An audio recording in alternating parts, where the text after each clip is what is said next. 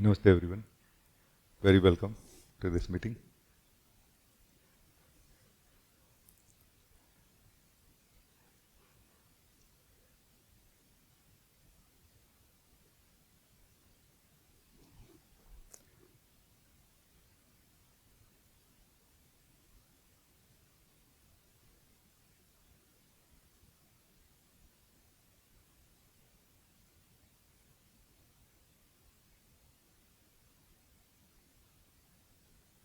If anybody would like to talk to me, it will be very nice. There's a feeling to explore and to, have conversations. Yeah. Anna, you want to say something? Thank you, G. Can you hear me? Sorry, I don't have my headphones today. Yes, I can. I just wanted to add that, the chai can be experienced on many dimensions. For me, even this namaste feels something, just when my hands come together in your presence, in the beginning and in the end, for opening and becoming more and more available, uh, you know, everything comes together. It's like a coming together and an opening to become available in the beginning. And at the end of the meeting, again, bringing everything together to take it with me till we meet again. How wonderful. Thank you, Ji. How wonderful it is, actually. So this is the thing that I'm trying to convey, that this moment, and especially when we are in satsang here right now, it has infinite potential for us. As we are more open for realizing this potential, we are able to come in alignment with it, more. And even a simple gesture like saying namaste basically has become like a inner gesture, or like what we call mahamudra of the soul. It has become like that great gesture of the soul, that whole of myself comes together here, available, present, interested, open, not sleeping. It's very beautiful what you are saying.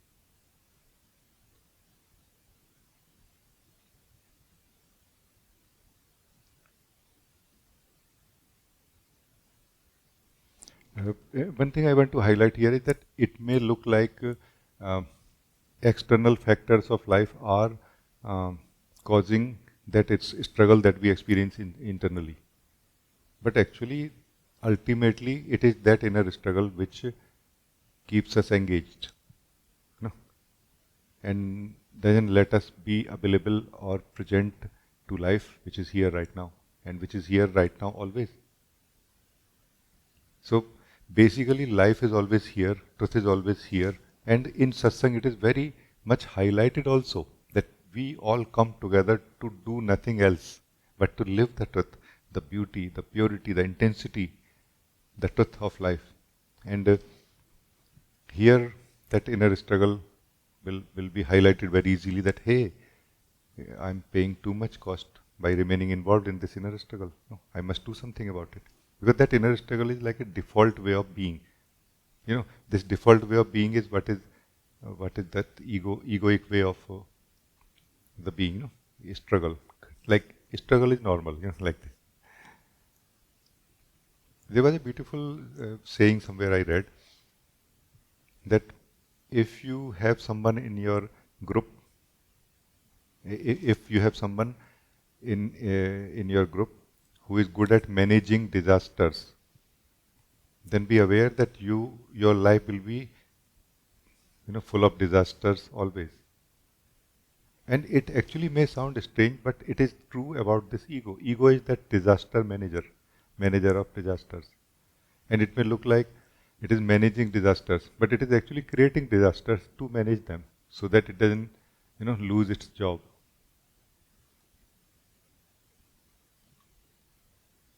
Without this disaster manager, disasters are not really there. Life is so connected, and every one of us is so supported by it all the time. We just need to see through this disaster manager called the false self, the sense that wisdom of ego, which is trying to, which is not wisdom really.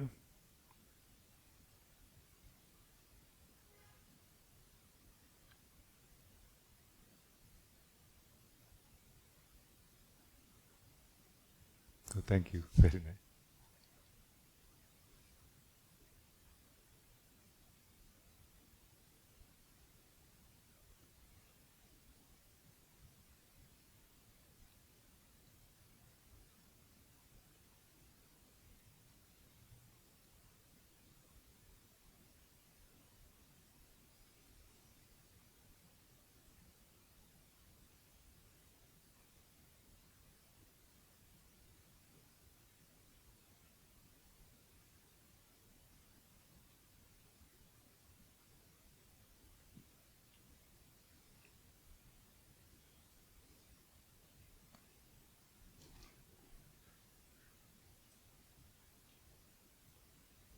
Hello, Rajee.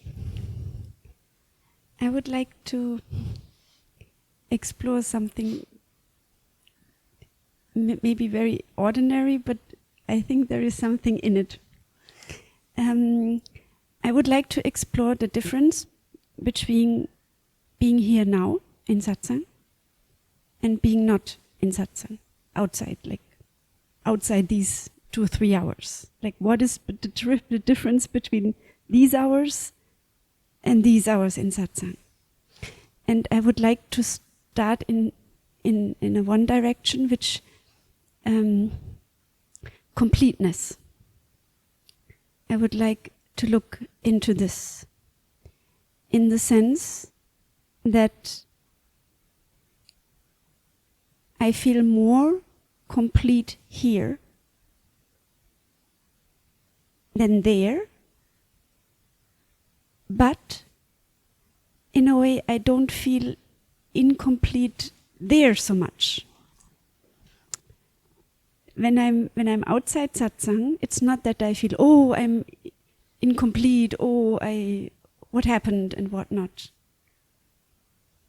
But in Satsang, I feel, wow, that's awesome. Like this Awesome means like completeness. more complete. Yes, and it's very beautiful. Just trying to connect the dots. Yes. So can we look in this? Yeah. So there are 2 things here which I see, and just give me feedback continuously, because I would like to have conversations now more right now. No? That one thing is that you are living your life well outside as individual, meaning you don't have so much inner struggles. You have kind of resolved them nicely, or you did not let them develop in you, let's say. So you are doing well as individual. That's why you don't feel that that I'm. What word you use? Incomplete. Yes, incomplete. So you don't feel that I'm incomplete, because what you want to gain there, you are able to gain there. No, like you are able to reach to the highest possible potential as per your understanding and longing there, and that's why you are fine. Like you don't see that, like you are getting the maximum result as you want to, and in the minimum effort, or in the ease of effort and everything like this. So that's why it feels like everything is fine there. But when you come to satsang, then you are able to feel and discover that there is so much more to life, to my life. There is so much more I can get in my life than what I get outside as an individual. Without touching any other person, without going in any other process or conversation or interaction with anybody, or without going in any experience of anything also, within myself also even. I can get so much more. This is what is discovering, living the truth and discovering the same thing really. So in satsang, as you are able to live the truth of who you are, we are able to discover. So as we live, so we discover that, hey, I can get so much more. So this is what is being lived and being discovered at the same time by you. But there is a comparison now, which is helping like a mirror also, isn't it?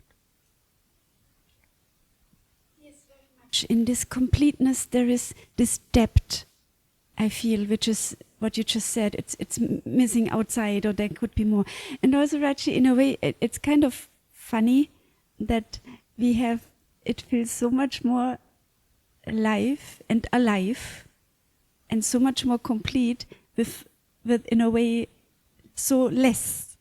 Like in this room, there is technically, like, in a way so less, like less furnitures, less sun, like less experiences, and still so much more than whatever experience outside, people, food, whatnot, can give me in comparison to what I'm getting here.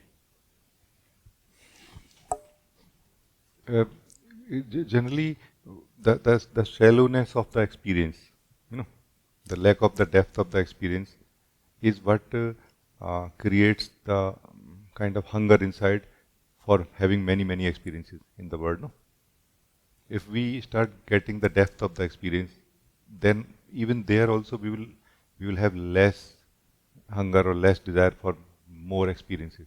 Like few experiences will be more than enough, and that's why those who live very genuinely, like let's say in the villages also, some people in the villages, tribes in the forest, they live very deeply. That's why very few things are more than enough for them. Few things, few relation, few interaction. What is available here in satsang is not really comparable with what is available outside. It's not comparable really, cannot be. And I feel it will not be a good idea to compare it in that way. What is outside always. It gives certain things, certain way of experience, certain, like we experience some, let's say, same life, but in a different way.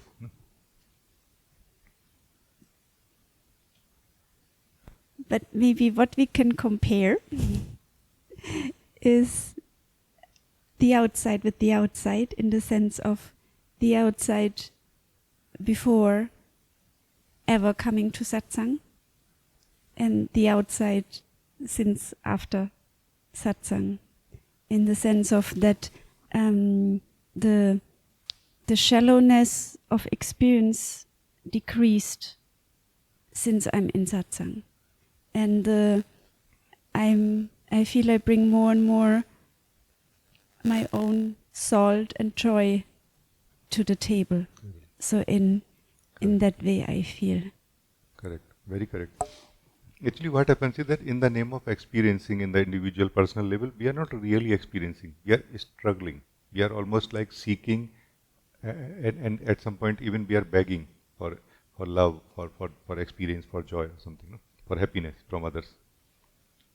So we are not really managing well there.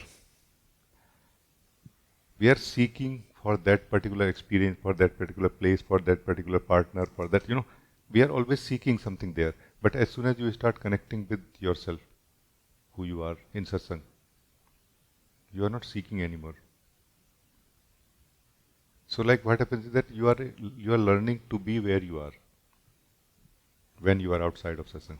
And when we are where we are when outside of satsang, we are able to attain that depth of experiencing, which is what basically unlocks many things for us without any additional process. One of the thing is that we are able to experience ourselves there when experiencing life, which basically enables our capacity of experiencing to penetrate into the depth of the experience of this world, including people and everything else, which somehow opens up something very different for us. That is more like an orchestra. It's not like a solo performance. Like living life outside is not really like a solo performance ever. It's an orchestra. Like things are coming together, then separating. Like for one song we come together, then we perform the song and we go. Like then we will create some group with some other or some other players, and then we will perform something. So every action, every interaction, everything that is going on is like a that kind of symphony going on. No? But the more we can be dedicated into that moment, that song, that performance, the more depth of that uh, experiencing, and more richness of our expression also comes. Both depth of the experience and richness of the expression, both they come. And slowly somehow we are able to come to that natural state of being where we don't really feel that I have to do so much to basically do anything, gain anything, experience anything. It's going on by itself. I just have to allow myself to join the great festival called life. And that basically takes care of everything. Like it takes care of some anxiety is going on. But life is responding to that anxiety also in some way. Like soon something will happen and it's going to remove that also. You know what I mean? All that we need to learn is to somehow be in the depth of our own being while attending anything in this life. It's like a new life basically opens up. This is the life of the being. Life of the being is not really in satsang only. Life of the being is everywhere, wherever the being is, being that we are is, isn't it? Is it not true like this? Please tell me. What is your experience? Very, very much. And what comes in this regard is also the day can be a khichdi in the sense of everything, like all the seconds in a day can be full one mixed meal, like because it's cooked in one pot, let's say. And I feel with this depth and living more from myself, it's more like a small plate of food, and I have it, I enjoy it fully. My stomach can digest it well, and then I'm done. And then the next plate which is coming, I can do the very same thing, because it's not mixed. Half of it is just digesting. No, it's done in a very good, in this complete or more complete way. Yes. Very, very good actually. I mean, we are comparing right now quantity versus quality in one sense. Quantity basically is the hunger that is coming, or is the impulse coming from the hunger because we have not eaten anything. Quality is that when we actually start eating some quality food, good food like healthy food. So generally speaking, in the name of experiencing life, we are not experiencing it. We are imagining about it. Even when experiencing, like even when we are on the table, let's say in a restaurant with people, we are imagining about this table and this restaurant and this food and this chai and this coffee, and planning that when next time we can experience it, isn't it? So that hunger remains inside us. Hunger to live life remains inside the soul. No? Versus when we are really able to live this table, this restaurant, this chai, this coffee, this food, these people, something gets settled inside. Like we feel happy. Like okay, I'm fine now. No? Then we will not be hungry for more such meetings and outings, and like we will when we want to, but generally not like. Now we can much more easily settle in our being. Because these two things are not really separate from each other. They are complementing. The word and the self that we are not really against each other or separate from each other in this sense. Rajee, can we also say like this, that there is also this like the topic of attention, in the sense of that usually, like again before satsang, our attention is like everywhere in a way, like of the current food, the food yesterday, what I have to buy groceries, and when I have to go to work. Like in a way at the same time, attention is scattered. And the more I discover myself, I have a very nice thing to look at. Like it's very attractive to put my attention there, now that I know in a way that something is there in the first place, which I wasn't aware so much, or I didn't pay attention. And then I feel the attention has a nice place to rest or to focus on instead of going around. Correct. It's very, very correct actually. Because this has been the struggle of the seekers of truth, that don't focus on your thoughts, or don't focus on the word, don't focus on the feelings. And then they wonder where to focus then that time when I don't, because we don't know how to not focus at anything. We don't know, our focus does not know yet how to not focus at anything, like just resting in the being. We don't know that yet. So we have to do something else. And that something else is our own self. Yes, yes. Very, very correct actually.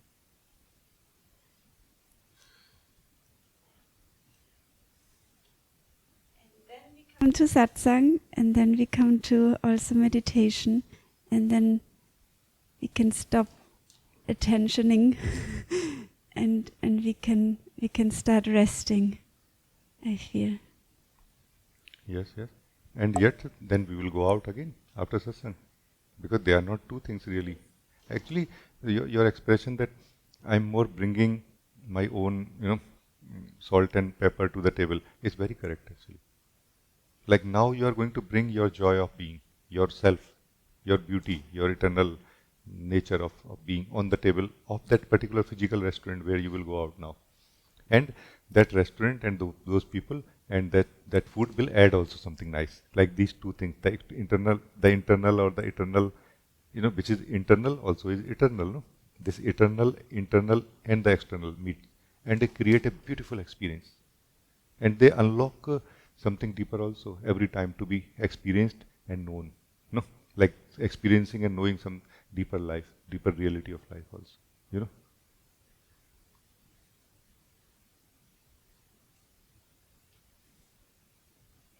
To really live the full design. Yes, yes, Right? yes, yes. If we can say that the source of life is the architect of this, then the architect will be very happy when somebody lives full design, like everything of that amazing design that of this amazing design.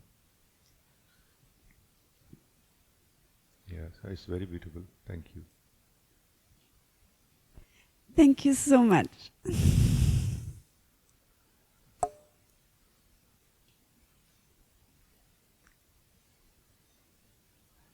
Anna, you want to say something? Namaste, Rajee. Namaste. Ji. I said that I will report a little bit from last time about fear and doing meditations and daily Pravachruti and so on from fear. And I have to say that there is no fear about it in the moment or like last week, and everything is more unified, and through that also much more authentic. It's very beautiful. But I would have a question, and maybe if you can give some example or maybe even some practice. The question is about bliss. What is it actually? And from what I have experienced is when something big or bigger falls off and we transcend it, or like we like some big ego, a lump, how to say, is dropped and so on. And then in the past I always used to have these urges of bliss, and that stays for a little bit, and then it's gone. Then you gave us this one, you gave me maybe, or you gave us this piercing also with breath. That takes a while. It also brings a little bit of bliss, but it is not so permanent, and it is not so so deep. I don't know how to say, so like overwhelming or fulfilling, And because I know that the things that are dropped and this urge of this surge of bliss comes up, I know that they are dropped permanently, which means I know that it's not because I'm doing like the same pattern or something, and that is the reason why the bliss is gone. But then still there is a question, then why isn't it permanent? And if you can maybe say something about that. Thank you. I'll share something, and then afterward it will be very nice to have a kind of a quick conversation back and forth also, like to have a actual investigation into it also. So just a quick background before that.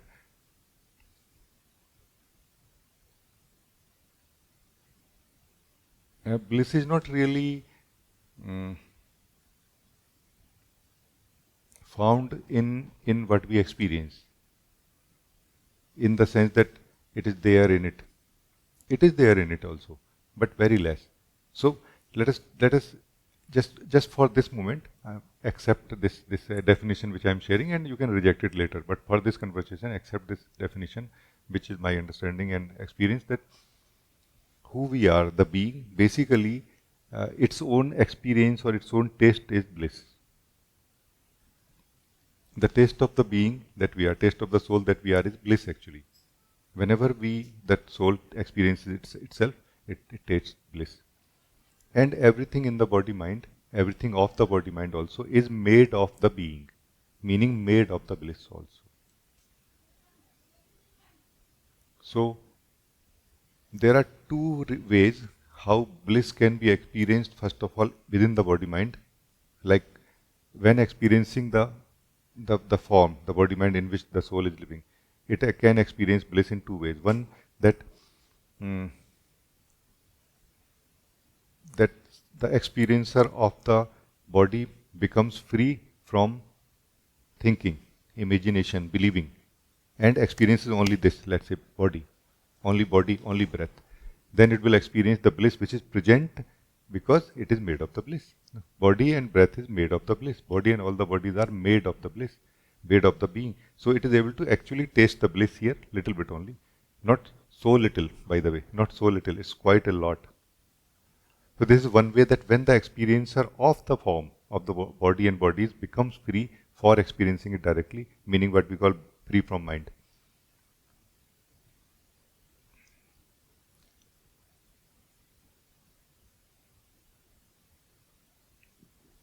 And the other is that when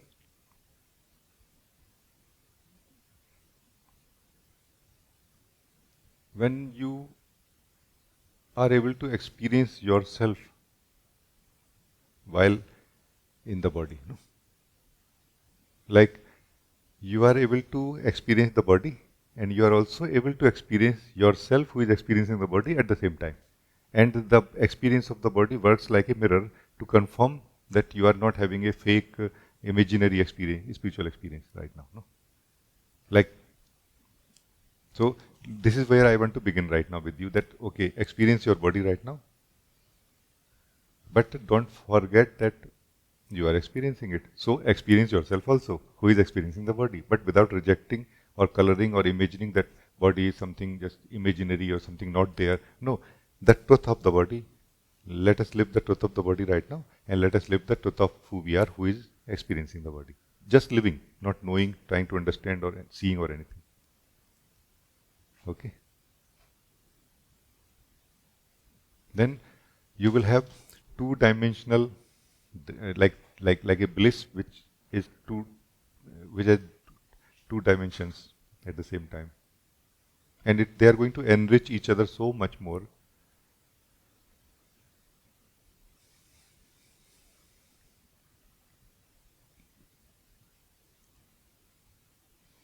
Use the breathing also in case you get caught up in the mind. Mind means usual way of being, usual way of being in the individual self is thinking. No, whenever you feel caught up in the thinking, just focus on the breath and focus on the breath. Not like just one time focus. No?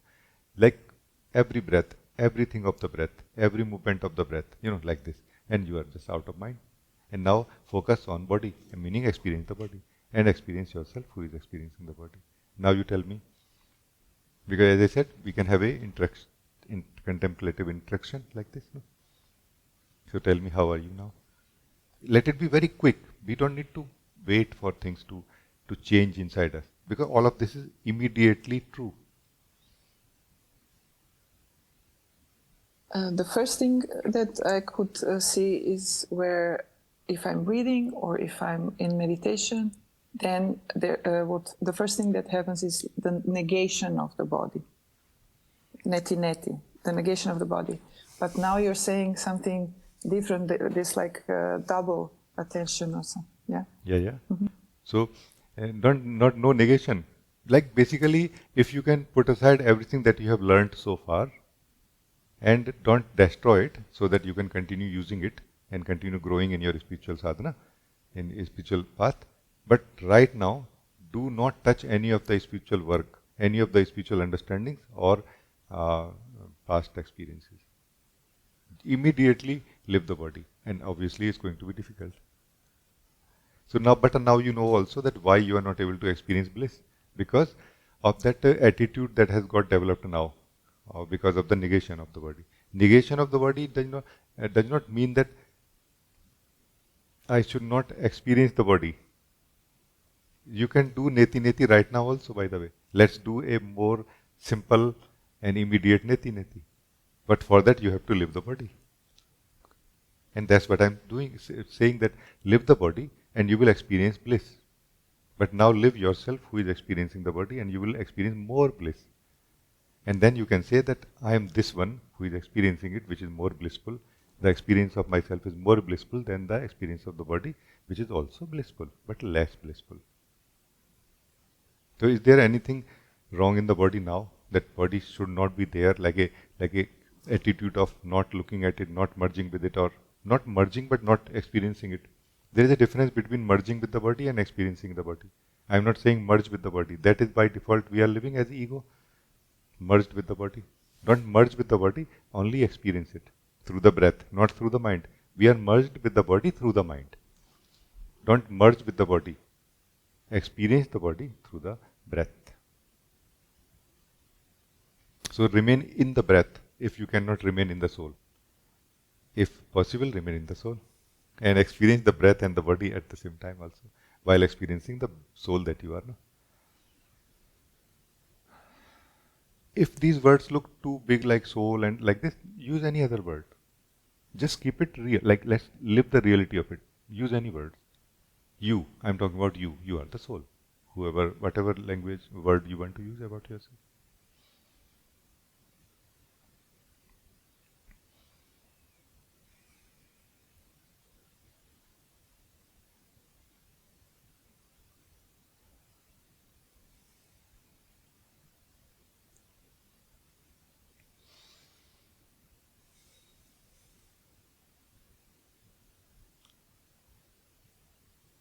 So now please report something.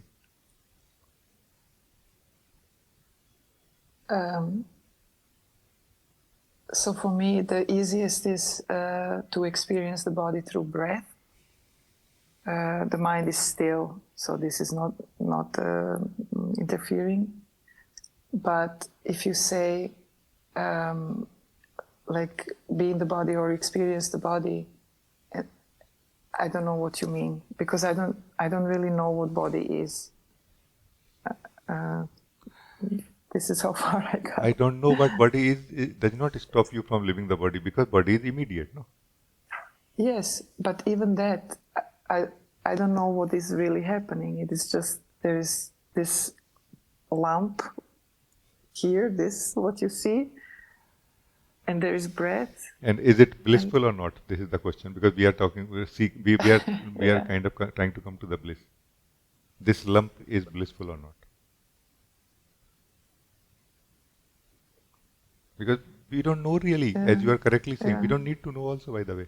Yeah. And the more you do not know, the better also. Raw, pure, fresh look and meeting with the body and breath of the soul that you are. And like this, body and breath is helping you to meet who you are also. No? But this time raw, unfiltered, unedited by the mind. Are you ready? Do you have courage? This is what we should check. Do I have courage to meet myself as I am? Do I have courage to meet my body and breath as it is? Out of them, out of the dream. This is out of the dream. No?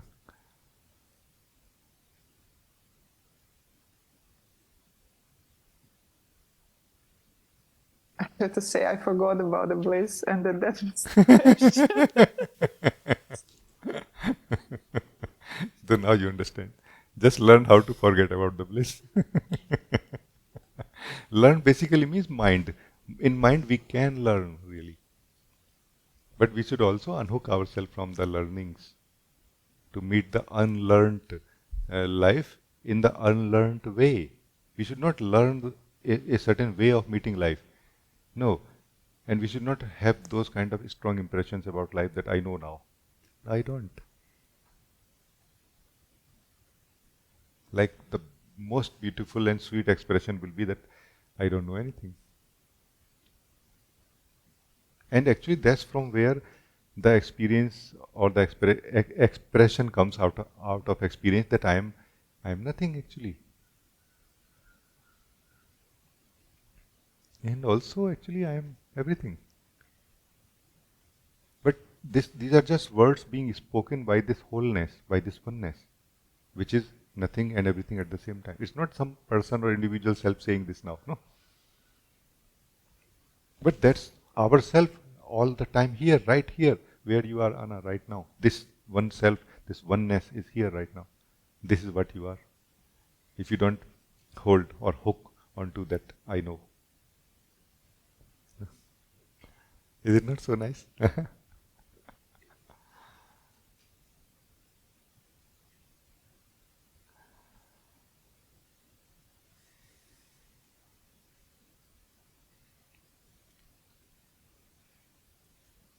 Yeah. Say something. Look like very beautiful moment.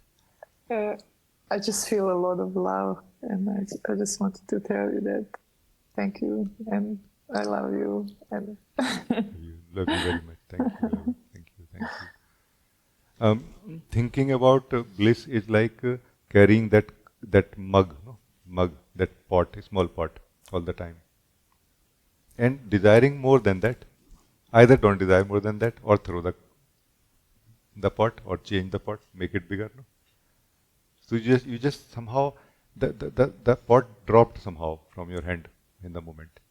Then as soon as the pot drops from your hand, you drop into the ocean of bliss. No? But there are no system here. There is no system. Like we don't have that system which we have learned. Like we are conditioned to follow a certain system of the mind, of the person, of the spiritual understandings and everything also. But there is no system found here. Raw, complete, one undivided truth here, which always tastes blissful. So bliss is that thing which a separate self will never experience. It will always desire but never experience. It will only desire. It will never experience because it is not ready to throw the cup, the pot. But you will be able to. One day when you are so thirsty of bliss, which is nothing but our own nature, then you will throw the cup called the individual self.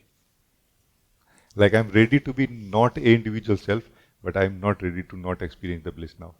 Not ready to not experience the truth now. No? Like this. So this is a bit what we are experiencing. The truth is not beyond everything. Beyond implies that there is some kind of journey which we have to cross it. No, it is before everything. Not beyond, before. What is beyond also, by the way, before also. The same thing actually. Beyond looks like after the journey, but it is, the truth is it is before. No?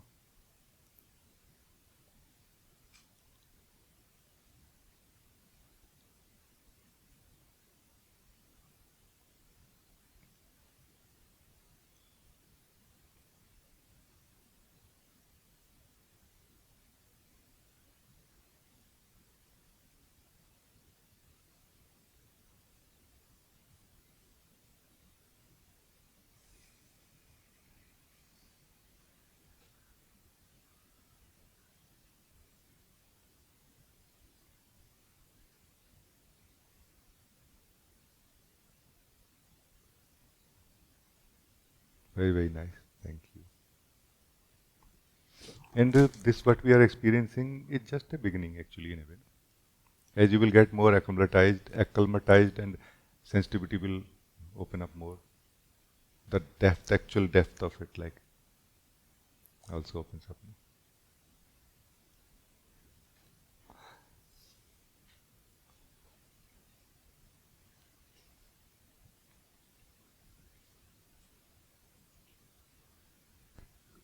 Namaste, Rajee. So, we have addressed this feeling of mine before as well. Feeling of? This feeling of mine Mind. before also a few times. I just feel some remains of it is still in me. And I, whenever it arises, I can quickly catch it and it subsides, arises, subsides. So I just think maybe I can address it more. It's the feeling of fear.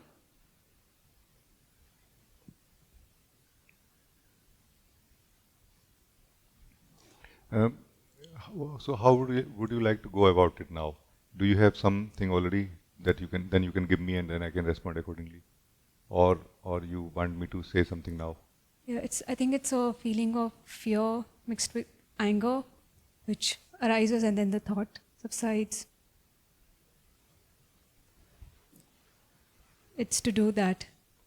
We have spoken about this before, that other can destroy and have your life in pieces.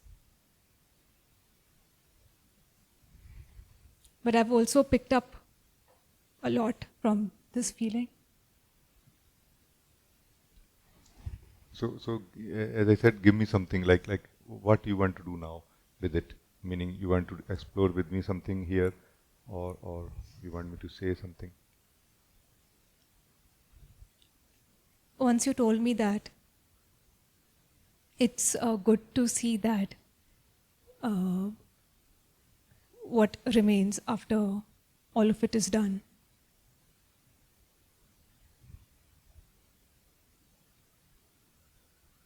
But I still feel that I'm trying to pick myself off it, that it's not important, but I'm also trying to remain in it and find my beingness or the truth. So it's maybe I've not picked up 100% of it.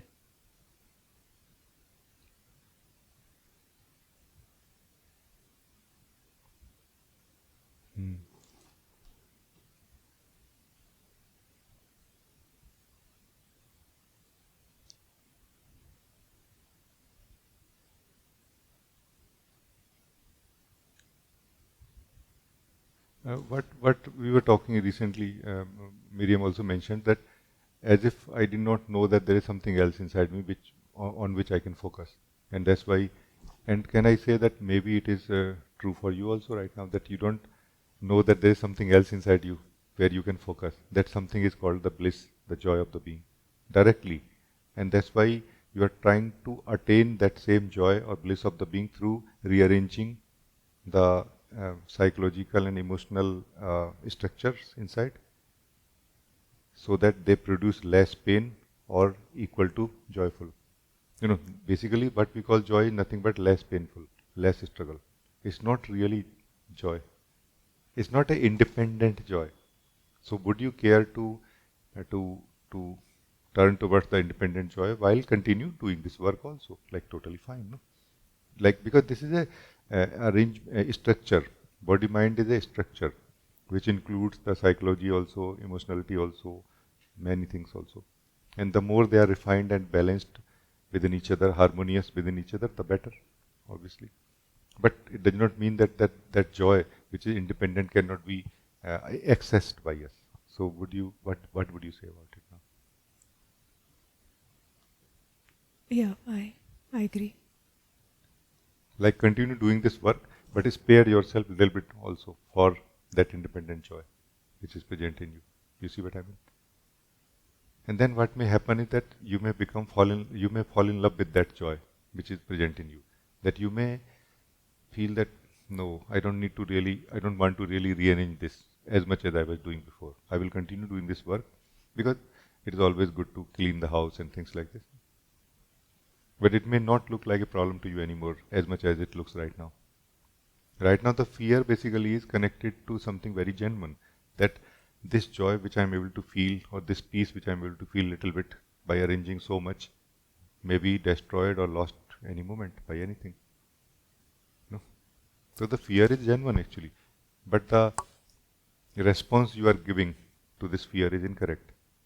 Like this fear is saying, go to the joy which is not disturbed. Go to that peace which is not disturbed. I feel like this, no? What do you say?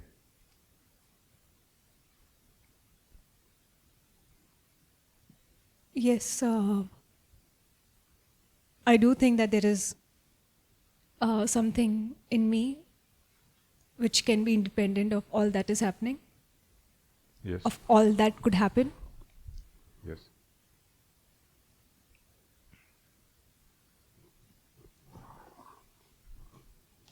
You are saying that, yes, I am aware of something which is independent of everything.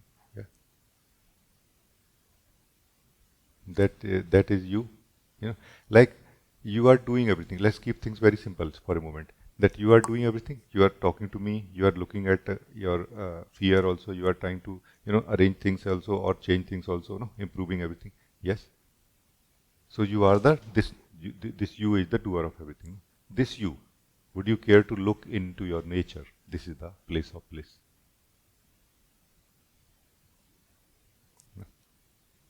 And primarily for that purpose, we come together in Satsang.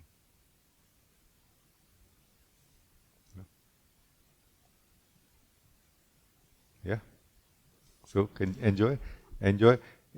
Take every sharing and every talk and everything here together every minute, like a pointing, like a way to turn you towards your own self, so that you can live your nature without trying to change anything anywhere. And that change that you want to do or bring in your life, you can continue doing that. But this change will bring so much more change in your life than you can imagine. Like you will not really see life so much as a struggle, but you will more see life as a beautiful struggle in the beginning. Like not like a bitter struggle, but more like a sweet struggle in the beginning. Then afterward you will feel it's not really a struggle as much as it is like a intense harmony, like a symphony, like an intense symphony. Like many players are playing, and there is a sync, there is a rhythm, there is a one soul of this song. This is the power of living our truth. That we start actually seeing the truth, which is where there is a harmony playing everywhere, in everything. Like everything is supporting a higher purpose of life in a way, internally. Not externally, not what we talk about, but like the reason why we talk, or reason why we move, or why we do anything. And you will find roots of that, or ability of connecting to that within you also very easily. So this is that life of the being that I'm talking about, beyond the life of the person. No? Same life, but not same really.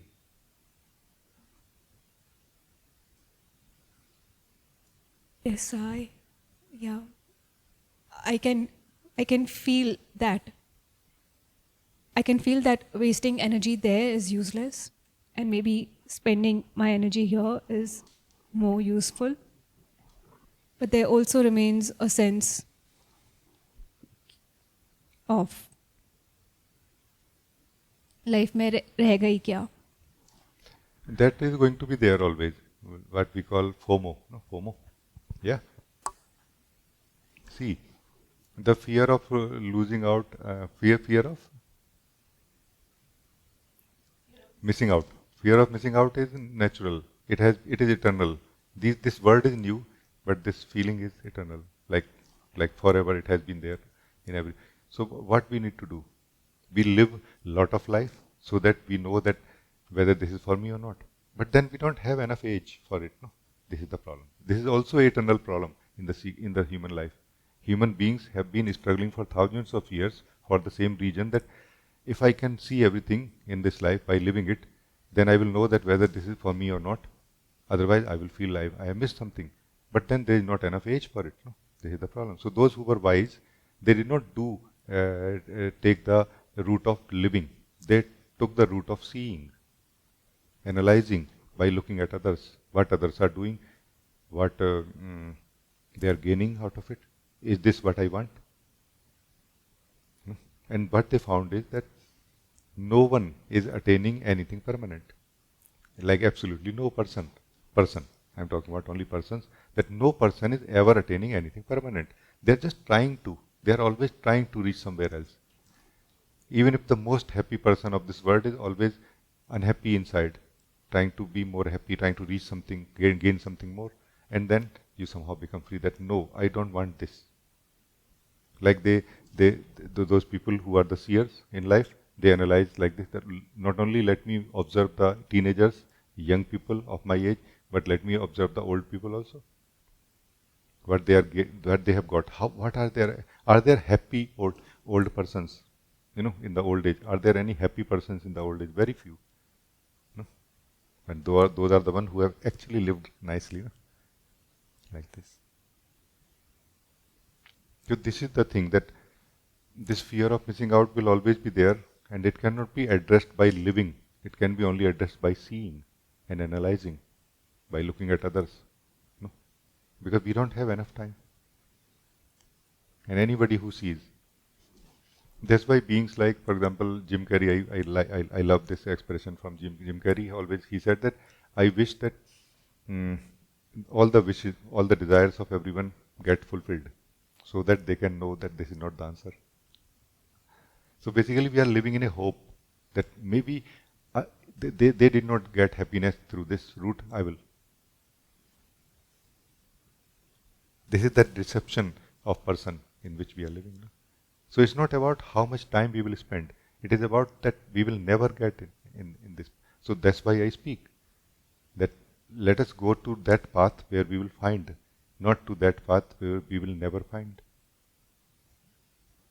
This is the thing. So I'm not really saying to you that don't go on that path. I'm saying that don't go so much as observe or analyze wisely from a hilltop, from a higher place of being, higher place of consciousness, so that you can observe many lives, many people's life at the same time and see that, is this what you want? No? Then very quickly you will get disillusioned. No, sorry, I don't want this. So this is the thing, that we are living in a deception of happiness to be in future through the same route where everybody seems to be not happy really. You see? So, thank you. So, I wanted to say. So I never discourage anyone like, hey, don't look at life. No, totally look at life. Because there is no fear I have about it. That you will get lost in life. No, you will get lost in life only when you don't see. If you see, you will become free from life immediately. This moment, if you see clearly how every person is living and doing, you will see that I want anything but this. I want anything but this. We just want this personal life and this way or that way, just as long as we have not seen it clearly. To see clearly. Like, we cannot really live this whole thing in one life, because this is what is the idea we have also in our society, that taking one birth and another birth, because we just feel not fulfilled. Again and again taking birth and trying to fulfill, but that method is incorrect. That approach of experiencing is that eating the food but not enjoying it, so that I can enjoy next time. Because if I enjoy it right now, I will lose interest in it. So as if the very approach of personal experiencing is based in that if I can continue experiencing. And for what purpose? Why you want to continue experiencing? You know what I mean? So anybody who stops and sees deeply why I want to continue experiencing rather than why I don't switch to profound experiencing, conscious experiencing, we become free. So thank you, very nice. Uma, you want to say something? Ji, I have a report. When we are living this place with you, you took us to the place. First time it is. Let's come back to this place also, no? Yes. Because this place is not going anywhere, just we are going, no? Yes. So then come back to this place and then speak. That will be much more fresh and truer report in a way, no? Yeah, continue. Yes.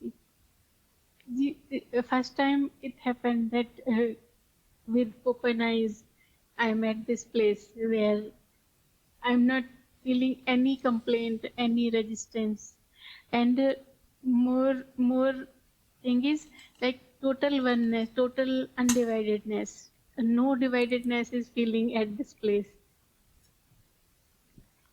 Very real, very undivided.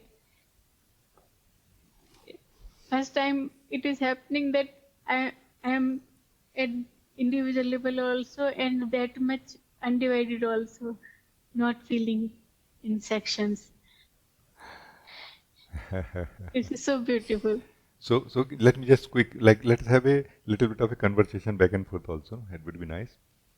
So is it not like this? Let me just confirm. Is it not like this that when you were living in the mind, then there was something called the body, mind, and individual level, and some truth, some being, some bliss, somewhere. No? And then once you got out of this mind, now there is body, breath,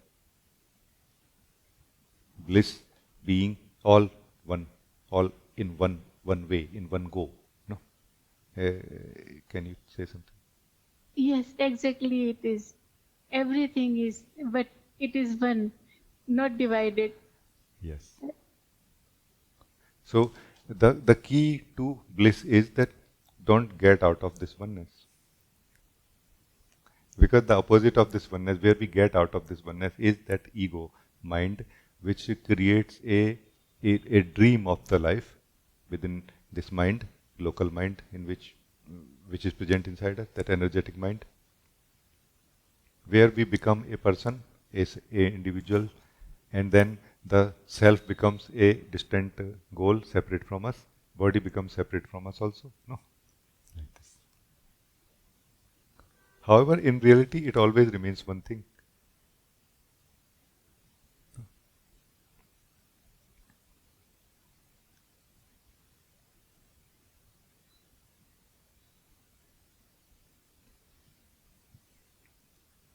So say anything more. If I say more, then I can say that it feels like everything, like body, breath, myself, in this ocean, and I am not other than this ocean also. Like not something other than this ocean also. It is so miraculous, like so mysterious. It is a miracle, by the way. Not this what you are saying, but this that you don't have any objection or complaint or problem about it. This is a miracle. That I am not anything other than this. And we just are trying to be something other than this, or we are trying to be this also. In one way or the other, we are trying to remain as a separate self. Like we are trying to fulfill the desire of the separate self. Sometimes the desire called word, sometimes the desire called enlightenment. No? But we are basically saving the false self, separate self, or remaining in the separate self, never getting out of it. No? And you are saying that I find it to be just perfect the way things are.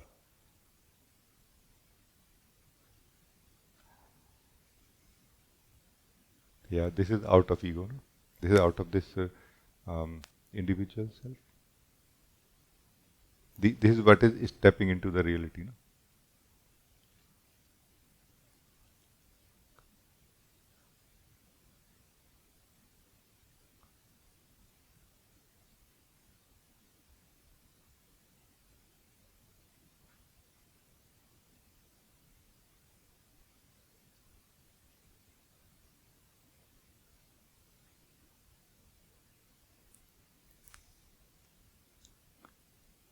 And Uma, we will get used to of it in one sense, like we will get acclimatized because we are used to of the egoic experience or experience of life through the separate self. No?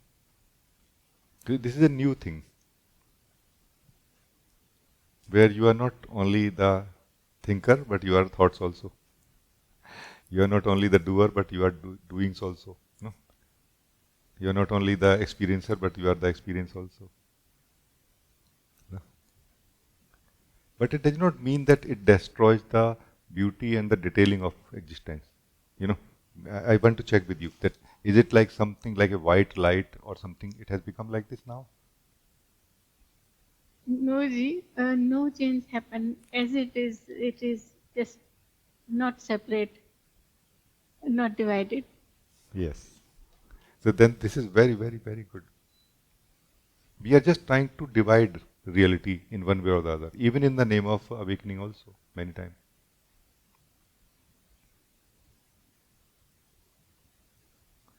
But if you really want to face the reality, you need to be open for the reality beyond ideas, beyond projections, no?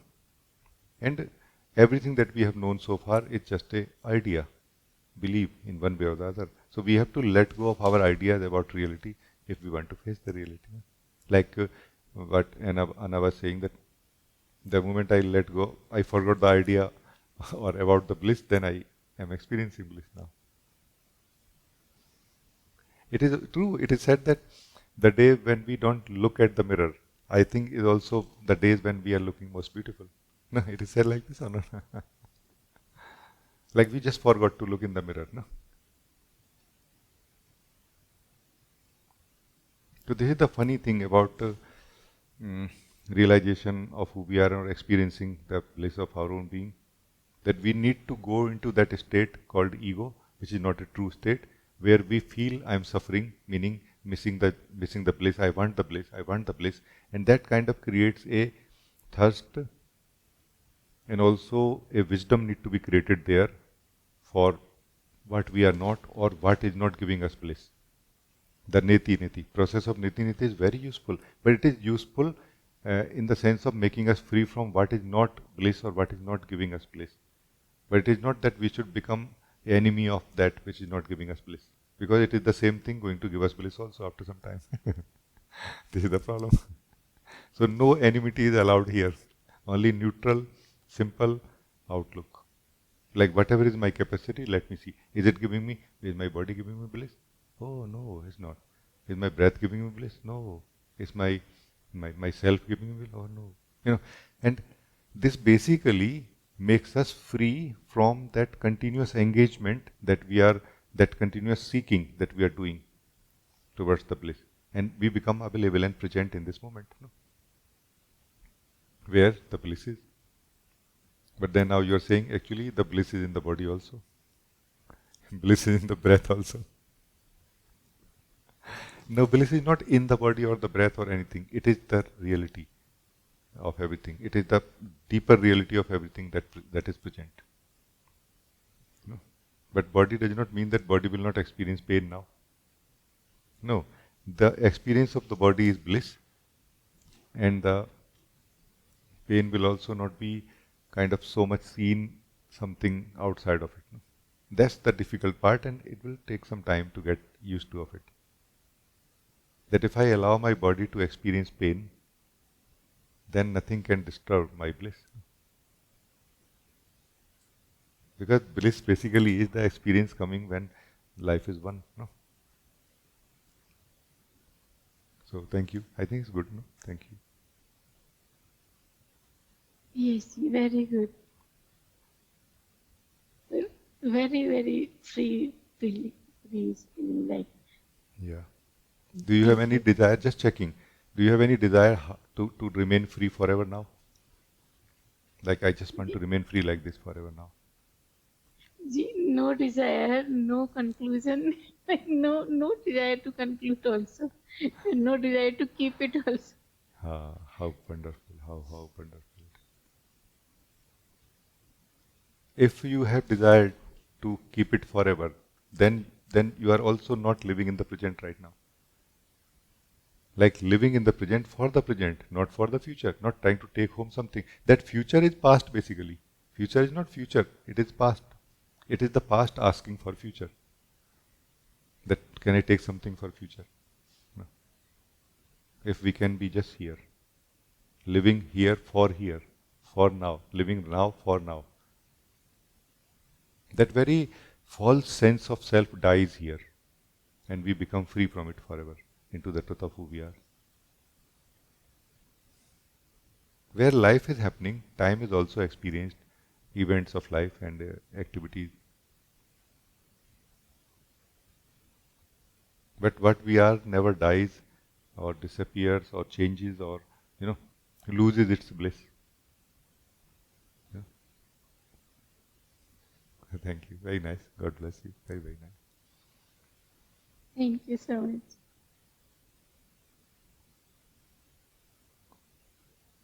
Very nice.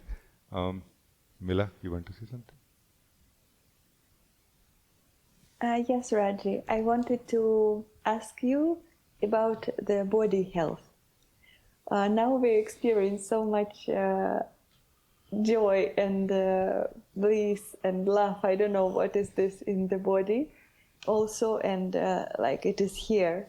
And I wanted to check that is it important to take care of the body health? And why it is important? Because we can just enjoy this and do nothing.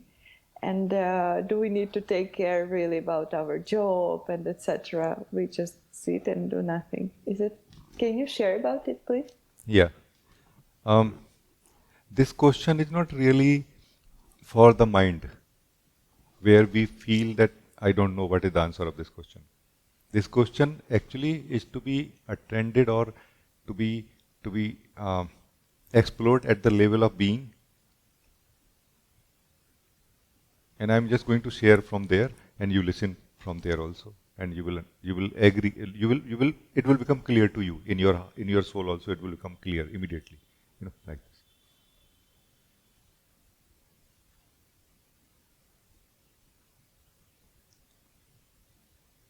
We are thinking that as if we are doing things for some other region, for somebody else, because of somebody else. As if so this question is saying that, why should I take care of my health? You should take care of your health because you want to take care of your health. If you don't want to take care of your health, there is no power of this world which can take care of your health. I'm addressing you as the soul. No? So if you, the soul, want to take care of your health, you will take care of your health anyway, no? From where this question comes, that I'm living in my bliss, why should I take care of my health? When the sickness will hit your body and you will not like it, then you would like to take care of your health, of the body or not. So life is telling us in hard way anyway. No? Even if you are the soul living in the bliss, but you are also the body right now, and you are going to experience the pain of the body also. So if your body is more healthy and experiences less pain, will it not be nicer? So you answer now to me. That should you take care of your health or not when you are living so blissfully? So shall you take, so one thing at a time, this thing first, and then practical life we take after that. Yes, of course. When body is healthy and I'm able to sit and live and experience this bliss, joy, and love, of course. And I don't, how to say, need to take care of the body pain or etc. I just can sit and enjoy. Yes, it is important to have a healthy body in that case. But why? Why? You did not explain why. I mean, I did explain, but I want to hear you in your words why it is important now when you are living the bliss of your being. No? Because some of my attention will go there in this pain, in this, yeah. Very good explanation. Some of my attention will go there, and I don't want my attention to go anywhere now. I want to keep my attention in the bliss only now. Yes. I want to take care of my body by itself, and that the body taking care of itself is what is called health, by the way. Or what is health if not body taking care of itself, no?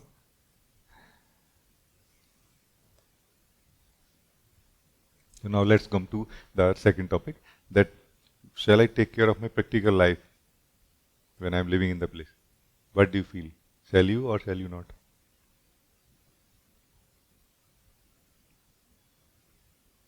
I don't know really.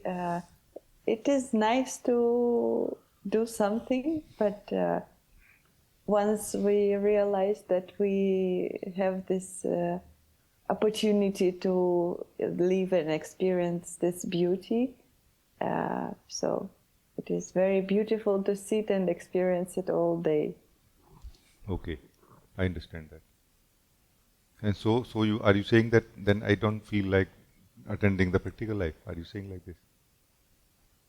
No, I do feel to be involved in the practical life, but if it's possible, can I take this bliss and joy with me during the daily life activities? Yes, you can. Because this bliss is not coming from some certain experience of the day. It is coming from your living of who you are. There's just one thing that I found, I'm just sharing with you, and you just check and confirm that whether it is like this for you or not. What happens is that even when we have started living the bliss of our own being, we still carry some ideas like which we project. So when we are not doing anything in the practical life, that time we feel that I am actually living the bliss of my being. And as soon as we do something in the practical life, we feel I have lost it. However, bliss can never be lost because the being that we are, who is experiencing the bliss, is the bliss itself, can never be lost. No? So it is the same being who is experiencing itself as bliss, can experience itself as bliss while sitting and not doing anything or doing something. No? So this is one reason that we will feel that no, I'm not experiencing my bliss when I'm doing practical life activities. This is one reason. Another reason is the placement of our attention. Our attention or our individual level consciousness is placed in the practical life activities much more because we were living as a doer when we were doing something. So there were two things when we were doing something in life, the doing of thing and the being the doer of it also. And when we were thinking something, we were not only thinking something in the practical life, we were the thinker of, like maintaining ourselves to be the thinker of it also at that time. And now that responsibility slowly will dissolve. We don't need to be maintain the identity of the doer when doing something. We don't need to maintain the identity of the thinker when we are thinking. The perfection, the completion, and the harmoniousness of the completion of the thinking, balance of the thinking and doing is more important than maintaining the identity of the thinker and doer. No? So that energy will be saved. That energy is nothing but the consciousness or attention, which will rest in the bliss now, in the being now.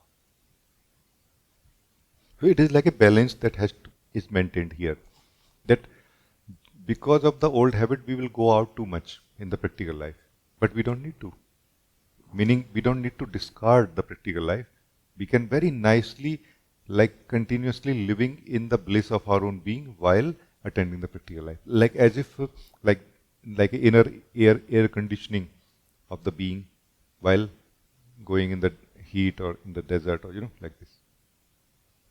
So nothing will touch us. Nothing touches us now.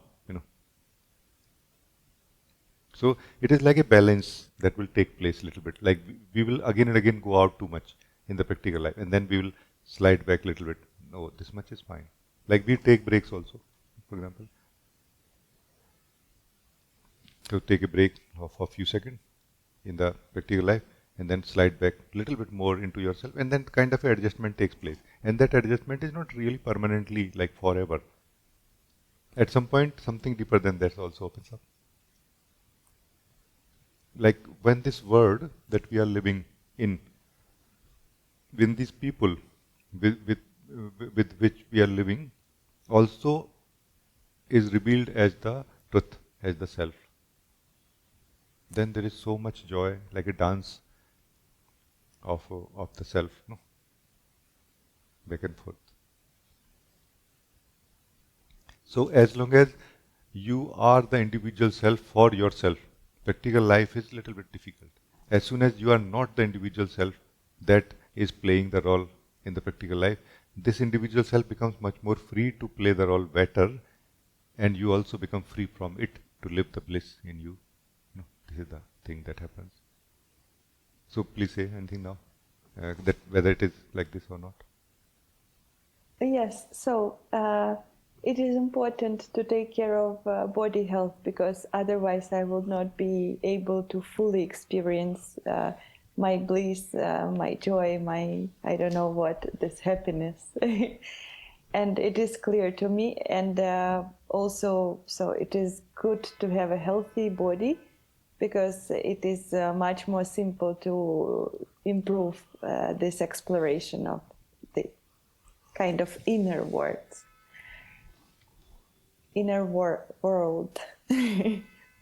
And also it is beautiful to live the daily life activities, because it is also very beautiful practice to me that if I would not be able to live this blissfully, then it's not true. And if I make this kind of breaks, as you just mentioned, and as you recommend, or just mentioned, I can test myself that is this true, that it is still here, or it just disappears. So it's also give me opportunity to be really sure that yes, it is true and it is with me. So I don't need to be sad that I lost it or I'm not it. Is it correct? It is correct. Very, very good that you say what you said, that it is also a testing, like is really that myself, it is really that bliss of my being which I am experiencing here. Because if it changes drastically, you will notice, oh, it was something else. And if it changes just a little bit more, like it becomes a little more sweet, more deeper, more intense, then you will say, it is the same thing. But I was just, my attention or my consciousness was a little bit too away from it. So it has to be adjusted a little bit closer to it.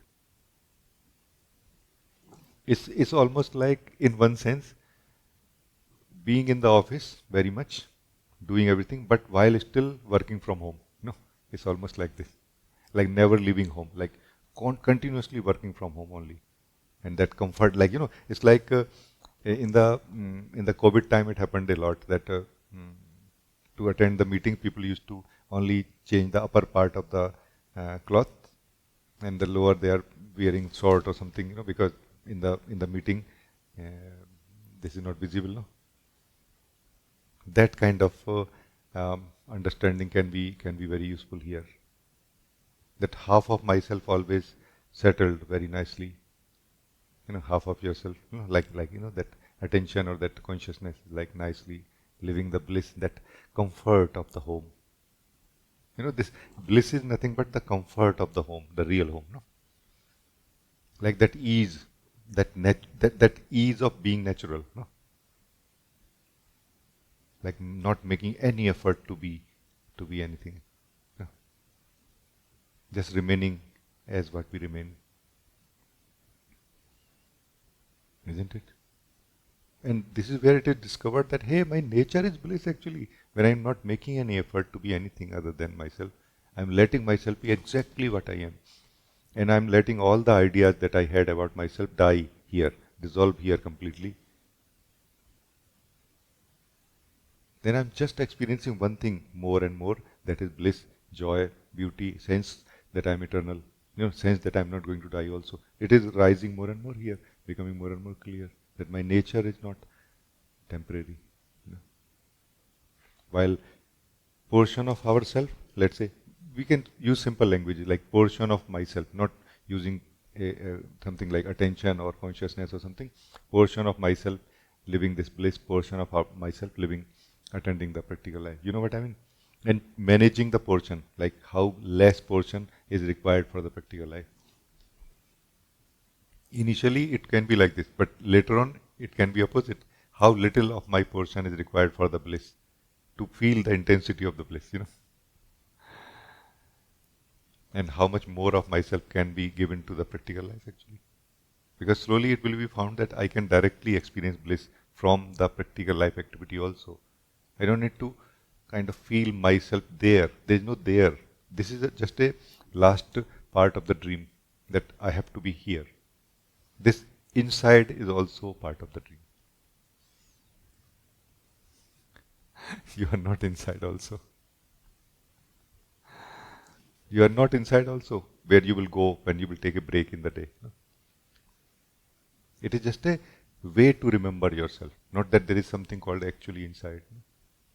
So, I think let's be practical about it and step by step. No? So we are good now? Yes, thank you so much. Look like a very beautiful life with a lot of harmony and not so much duality. I will definitely go into this. Thank you so much. Thank you. Actually, duality is where we are caught up, not where we are freed. No, where we are freed is oneness of being. Where we are bound is that duality. That is the duality. No?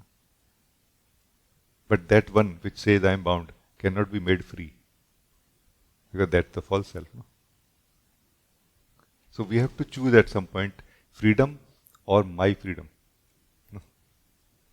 Bliss or my bliss. Like something clicks inside us at some point that I'm ready to experience the bliss, even if I'm not there as this person which I know I am, or as what I have been living. No?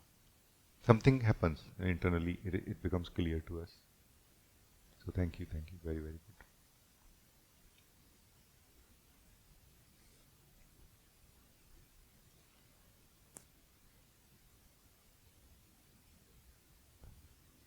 So I feel that it's relatively now easier to step out of the mind and into the silence of the being. I'm sorry if I don't have a better way of saying this, but I can connect to whatever you have told me in the last 1 year or so. I mean, of course, before that also, but I've been more frequent in the last 1 year. That's nice.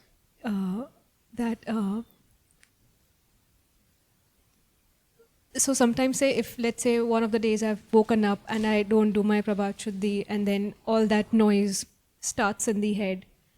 And once enough cathartic stuff is done and it releases, then actually all that I'm looking for is this silence and not any of that.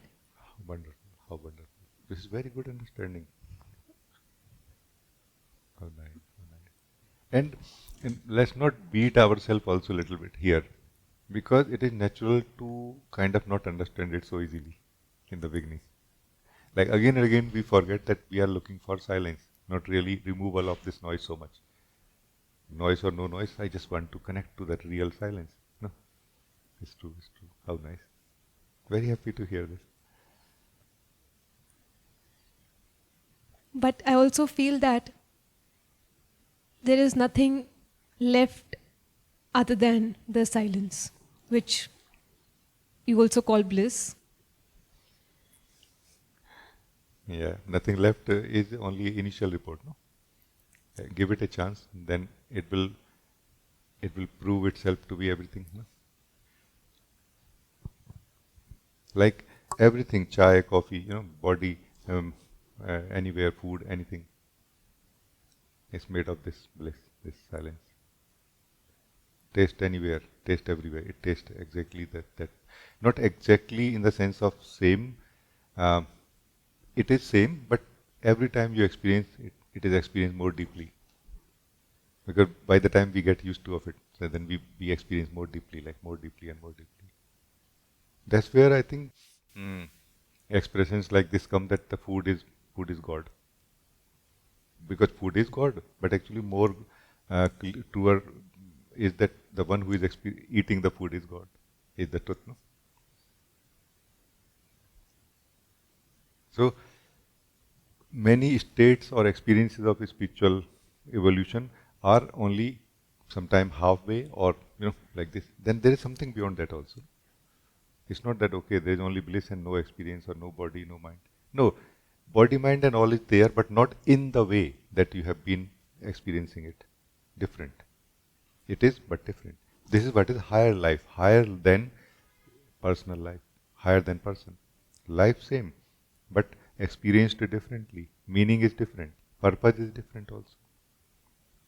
The purpose of the body, mind, thoughts, feelings is not really what for what we have been using it so far. We are using body, mind, thoughts, feeling only just to cope up with the struggles of life, isn't it? No, that's very easily possible to be handled. The purpose of the body, mind and all the abilities is much more higher to taste, to experience the truth in the body as the body, to taste and experience the truth in the thoughts as the thoughts also.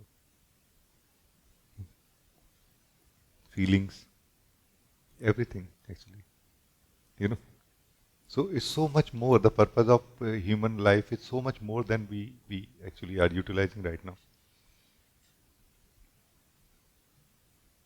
This is my response. What do you say? Yeah. So give it a chance. This is again a spiritual idea that we have adopted maybe by listening also, that once I come to the truth, the bliss, the silence of my being, everything will disappear. No, everything that we projected will disappear only. But everything that remains without being projected, the reality of everything will appear now. The reality of the tree, reality of the dog, animals, everything, food, life, people, it will appear as they are actually. And it will be found that I have never seen them as they were really. Was I sleeping or something? You will feel like this. Was I sleeping or something? What was happening to me? I was like internally, processing all the time, continuously about everything and everyone, and never meeting them, never meeting that reality. No. Right. So thank you. Very nice. Yeah.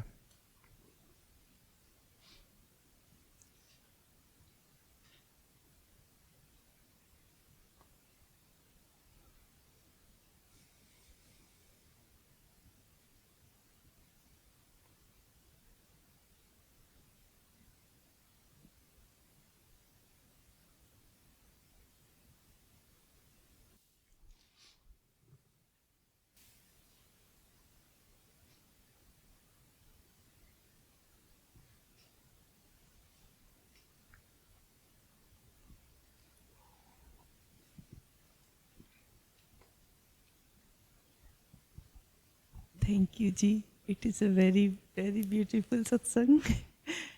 And it's keep me like focused and so much like clear understanding also. But still I want to explore the truth, because sometimes feel like I don't have that much courage to live the truth. I mean, something happen in me, or like emotion wise or feeling wise or whatever. So I forgot myself and I flow with that. So I feel this is I need a courage, that time to not flow with that feeling or that moment. I have to see it as it is. This what I understood. So I want to just. So it is very good already. What your understanding is that I don't want to go somewhere. I don't want to because when we go or when we flow with the flow with the emotion, then we basically go in the dream. Emotion is like a drug to the soul when the soul is living in the egoic emotions. No? The more it lifts them, the more it remains drugged. And the more it is drugged, the more it hallucinates dreams. Do you see what I'm saying? The soul has to stop dreaming, but how? It has to detox itself from the egoic taste emotions. No? And you are saying that I am choosing now to stop, not taste it, not feel it, not go through it, just to see what it is. Anyone, whenever we choose to sit, to stop and see, not indulge, but see. First of all, we are staying as the truth that we are. So we are going to live the truth of who we are. Like we are out of ego, but also in the self. If not purely, but as the seer, which is a very good place. Then we also become clear about what exactly this thing is for the next times also. Like we are, before falling in the trap, we are seeing the trap, what it is, which is a very powerful thing. Then for the next time, you will be able to avoid these traps so easily. You will not even look into them. You will just simply bypass them. No, I don't want to touch. And what is the way to avoid the traps? Don't move. Simply don't move. As simple as this. Movement is what causes us to get trapped in something. No? Movement is also what causes the self to express itself. But as long as the self is not clear that I am the self, it has to be alert about its movement, its expression. This is where this will help, no? And at the same time, when you become clear about the nature of this feeling, also try to feel the truth of who you are that time. Every time we experience any form, truth in any form, whether through seeing, or knowing the nature of something that we are seeing, we should also live the truth of who we are that time, because it's a right environment. It's like a right climate. Very easily possible to live the truth of who we are also that time. No? I feel. What do you say?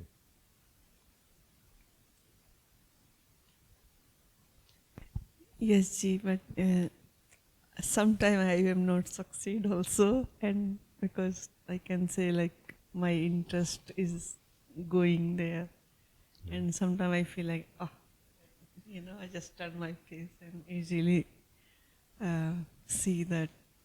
Oh yes, yes.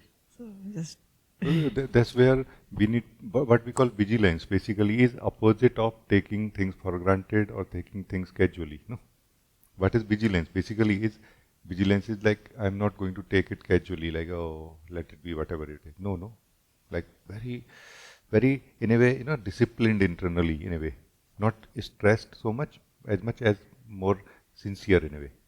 That no, I cannot I cannot let myself just flow with it. No. Because I know what is the cost of it, no? Like this. Yeah, it's good.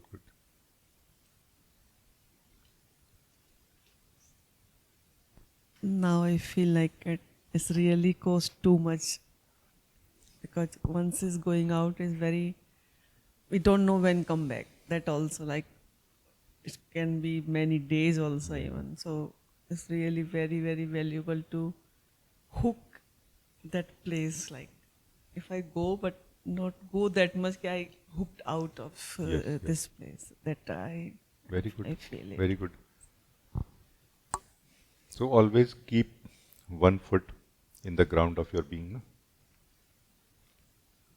When looking at any passing feeling or like this, when you are trying to check what it is. Yeah. Because the thing is that we are not settled in the being yet, but it means that we are prone to being pulled into the ego very easily right now. The purpose, for example, purpose of dhyan, meaning the core fundamental meditation, and satsang is not really to learn how to be free from ego, but it is more. It is that also, but it is more how to live that in our truth, like how to settle, like how to develop roots into our being, so that we don't get uprooted so easily when a feeling comes or something comes. You know what I mean? So use this dhyan and satsang for this purpose also. See self-inquiry as a most powerful tool also. Like it is like a one way out of the matrix. It's like it should be seen like that phone that rings in the Matrix movie, first Matrix movie. It is like you pick up the phone, you are out of the matrix, like that. This should be this questioning, a genuine questioning who I am right now. Should be seen more like a way to get out of the matrix. In the matrix, we feel I am someone and I am being hurt by someone else, like or whatever. All this. There are juicy bits also, which are the bait to catch the fish. The joy, not the joy, but that pleasure part of it. But it is the pain when we want to run away from it. But now you know how to get out of the matrix. Get out of the matrix into the oneness, into the truth, like this. So it's good, no? It's very, very good. Thank you so much. I'm very, very blessed. Okay, I'm with you and you make things very easy and clear. So can live easily. Thank you so much. It's a together work that is happening. Yeah. Thank you.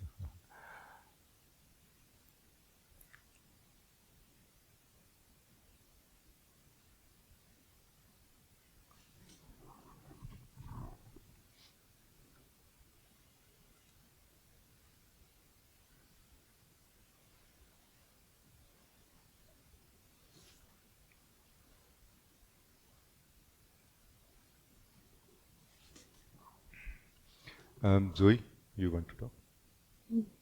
Yes. Namaste, Ji. Namaste. Thank you so much. This is song. I feel really full of bliss. And you let us to taste the bliss so much in a simple way. Even I feel breathing, body also full of bliss.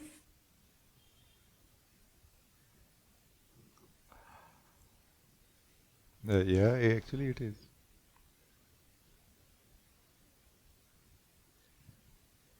But remember, simple is not always useful in the spiritual context. Sometimes things have to be made complicated also, complex also, or maybe even a little bit complicated also, because to beat the mind, because which is trying to make everything complicated. No? So to that mind, simple does not appeal. No? Like, yeah, what is the big thing here?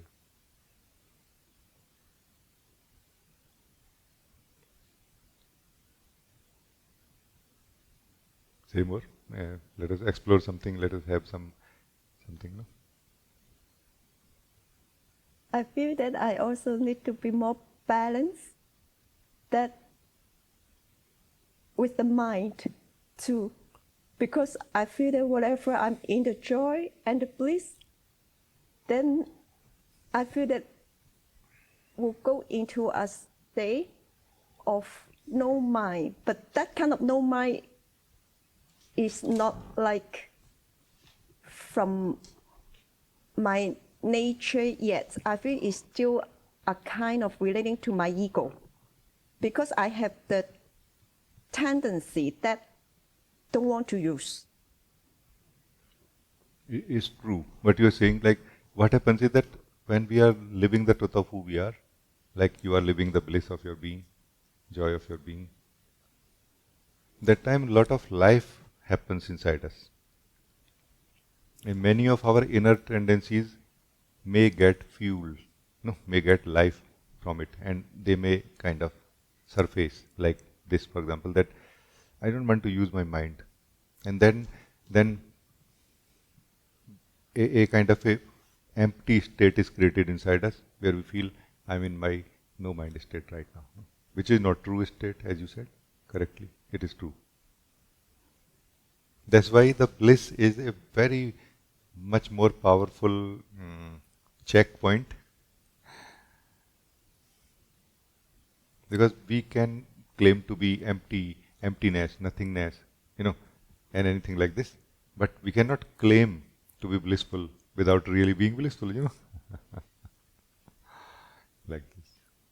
So that's why use the bliss. If is your bliss decreasing when you are in your no mind state, that is not a true no mind state then.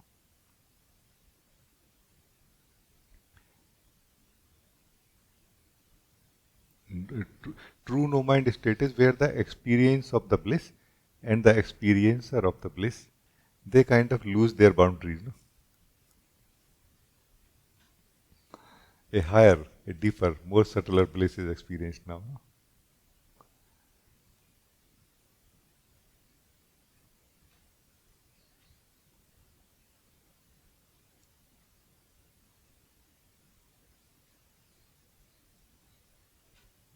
So yeah, what do you say? Yes, I feel that this is also a beautiful picture that to let me know that not the brand, no boundary in between, Yes, more in one. yes, yes, yes.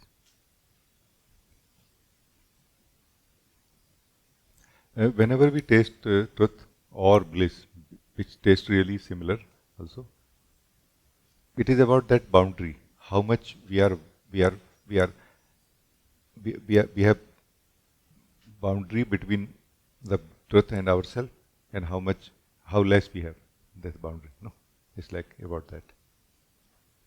And there is a possibility of experiencing ourself, the truth, even for one moment, in such a way that there is no boundary. No?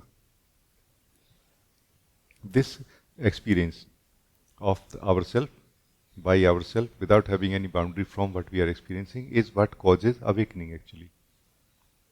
Now it cannot be reversed in a way, like it cannot be removed from the memory now. It haunts that I want this thing.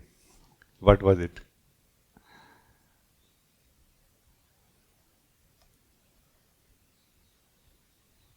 This is what it means for me also, that once you become clear that I am, there is no way you can lose it, or you can lose significance for it, value for it.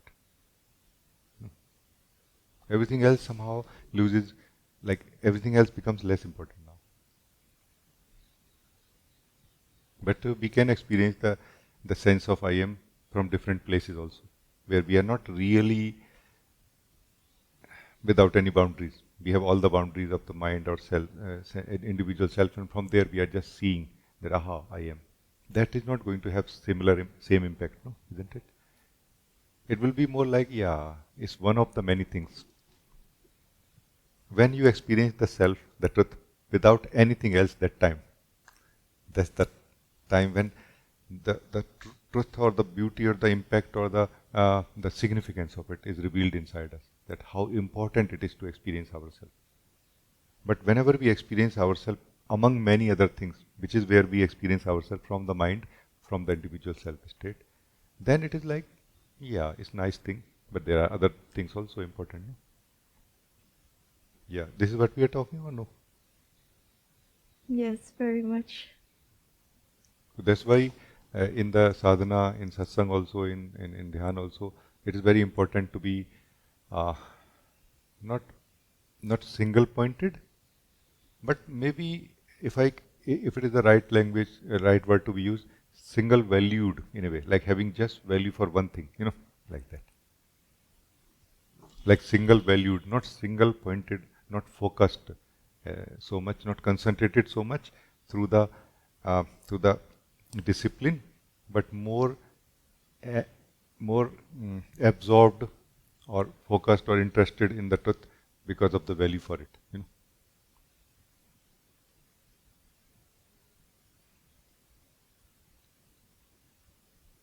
So thank you, it's very nice. Thank you so much, Ji.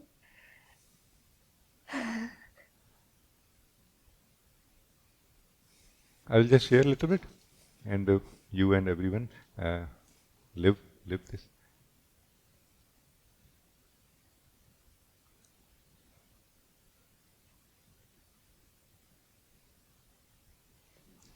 There's one thing that I feel is commonly known by all of us who come to the truth, that the more you try to take this truth home, the less you are able to live it.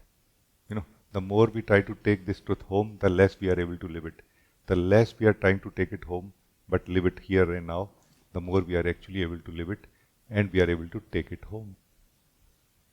Because the home is not anywhere else. Home is not where we go. out of satsang or out of truth. Home is this truth. This truth is home. It is everybody's home, not our home individually only. It is our home individually also. Because by the will of the source, we are individual soul. Not that, we have made some mistake or something. No?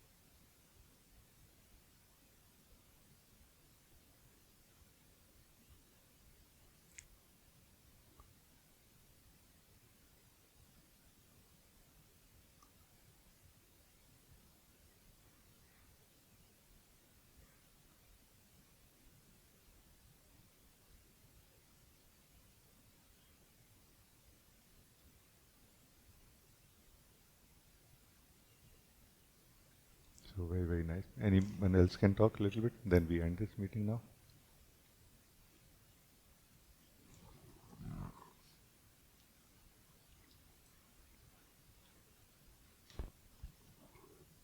I think it is related to what you just said, although I'm not entirely sure what you just said, in the sense of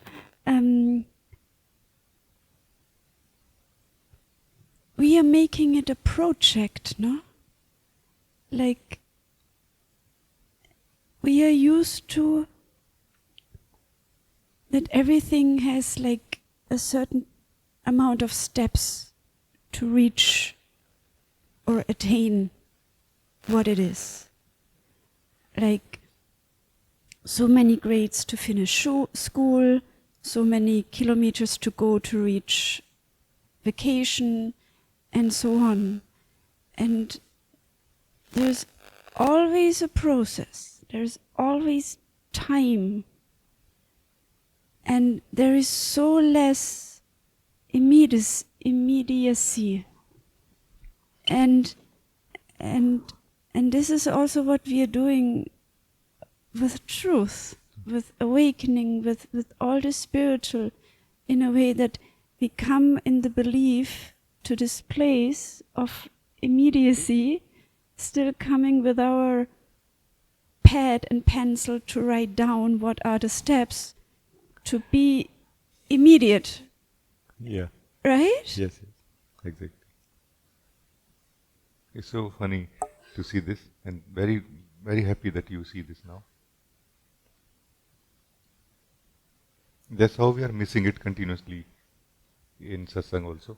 We are missing it in Satsang also continuously because truth is immediate. Like, it's not really immediate in the ultimate sense, but it is immediate in the relative sense. Like, it is not something which is not immediate, like that. In that sense, it is immediate. So, immediacy is the minimum that we can do. Not that this is the maximum we can do in a way. We need to have interest for truth also. So, interest for truth and being immediate. That's good. Like, good enough. But we are used to a process always. Always time, always taking time. Let it note down. It's true. And all that process is not a bad thing. Meaning, I'm talking about spiritual processes now. Spiritual processes are not bad thing in the sense of practices are not bad thing. They are good thing in the sense that they can refine our habit of being in a slow process to a more faster process. Then they can make us more free from a soul living in a much faster process is actually relatively free from process and more available for immediacy than those who are living in a very slow process, in the sense that I have all the time of this life. Those who are having a sense of urgency but still living in that same format of process, isn't it? They are much more available for immediacy. No? That's what it means, that in satsang we need to be very alert, like all the time, like totally alert all the time, like, having that sense of urgency. No? Not like, okay, one day is going to happen, every day I come, every day I go. No, not like this. That's why spiritual processes are also really useful. But then we are going to follow the spiritual processes in our speed also. You see the same problem now arises here also, that we are going to slowly practice them. But that was not supposed to be practiced slowly. It was supposed to be practiced immediately. So this is the challenge we have. And all of that boils down to one thing, that what is our desire, what is the longing in the heart. It all boils down to that. What is the longing in the heart? When I say, what do you want, what I mean is that what is the longing in your heart? If you can explain to me a little bit, if you can allow it to be exposed in the truth right now, there are all chances that you will start becoming clear about how it will be fulfilled, if anything else has to be done. And or at least I will be in a better position to respond. Mostly we are hiding the longing in our heart, and we are just talking superficially from the mind. That suppose I do like this, then what will happen? We learn in satsang also in this, suppose I do like this, then what will happen, model or format. No, this is right now like this for me, tell me what to do now. Or tell me what can be seen now. Like we are not in this kind of immediate model. You know what I mean? You are very right actually. Thank you that you said. Please say more. It's very nice. Part of this is also, or like obviously part of it is, so we have the process to avoid immediacy, but we also bring a lot of baggage in this present moment. In the sense of, when we say, I want to live truth right now, then I feel I have quite a page of notes with me, how truth looks like, how it smells, how, like, I come with okay, this is truth, now I want to live this, which is not what I'm telling you. Like, or like we have Yes. There are different definitions of truth, and I'm coming prepared Yes. in a way with, okay, I want to list that exact truth, these 10 points. Understand. But see, I as an individual teacher, I'm fine with this, as long as if you want to really see something today. No? Like if you are ready to improve upon yourself, your own notes. No? I'm fine with this. Because it is all right. Everybody will be like this. But if you just want to verify that whether it is true or false, that kind of doesn't feel worth, it doesn't feel, that inspiration doesn't come then in that case. That you just want to verify and go home with the same notes without changing anything. No? Or even in the sense that I forgot about my notes, but they're still with me. Like and then this doesn't fit. Like, because I kind of like forgot about my notes, and the truth I'm seeing, I was like, something is off here because I forgot my notes, but they are still in me. Yeah. Like I remember. not in front of, they're somewhere But saying. like they are like a hook still. Yes. Yeah, that also happens. Because what happens is that somehow we are the soul, every one of it soul only, no? That part of the soul, somehow in a way, partially the soul becomes interested in truth. But partially the truth, the soul still remains interested in the notes, no? Notes being the mind. So that's why neither it is on this side nor it is on this side. But I just felt something very beautiful when you were talking about that this can be one of the most fortunate day of the soul when it actually forgets the notes or forgets where it has put the notes. Then the soul will remember who the soul is. Because of this continuity of the notes of the soul, that soul is not able to look at itself, to encounter its own truth in a radical way. It is just in a continuous way, like improving, making better, but it's still the same. It is still the same. It is not radically different. It is like similar, little different than the previous way. So it is still kind of, in one sense, carrying all the notes which it has had in the past. Just the improved version of them. Not really putting aside the notes and just freshly looking who or what I am. So we are living as a person, meaning we are believing that we are the soul. So the soul is believing that I am a person or individual self, and carrying the notes about it, that how to be free from being a person while believing that I am a person, and want to see that who I am while living as a person. The eyes of the person already and always project a person onto anything it sees, even if it is seen as a self inside us. That is not the self. The self which is seen inside us is not the self. You who is seeing it is the self. No?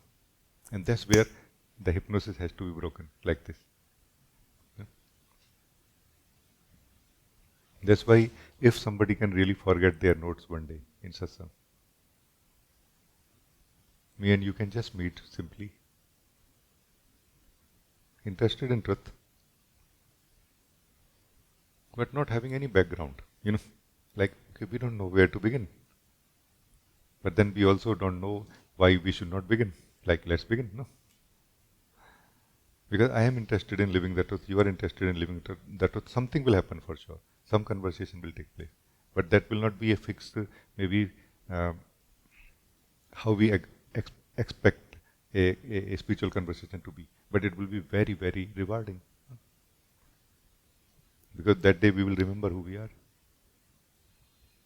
So our own past knowledge has become our limitation also. But then our own past knowledge is the only tools that we have also. That's why the spiritual path or sadhana is to be done very carefully. Like we have to do spiritual sadhana in such a way that we keep leaving the past also more and more, while we are using the past also. Not that we just keep rotating in the past and increasing or improving or decorating it only. Like this. So very good, thank you. Swabhav, you want to say something? Namaste, Rajee. Namaste. Namaste, Asta ji. Rajee. Just wanted to grab this opportunity and come in front of you. Thank you. Very nice to see both of you. Swabhav, Asta. May God always bless you.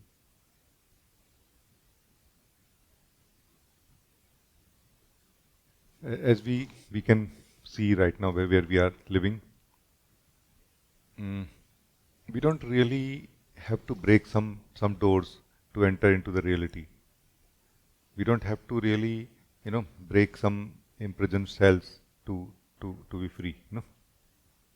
But we do have to break something. We do have to break out of something.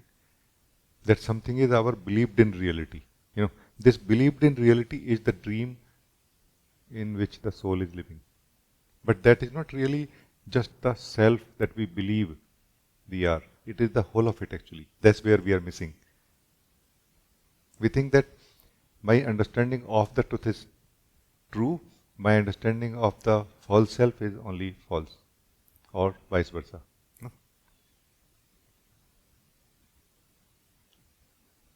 No, it's not like this. So are we ready to go all the way? What is all the way? All the way means like, is there anything I truly know? Like that. Can we go all the way right now also? That is there anything truly I know? That is truth in us, and everything else is not true in us right now. Are we ready to have this kind of courage, and can we face the truth like this?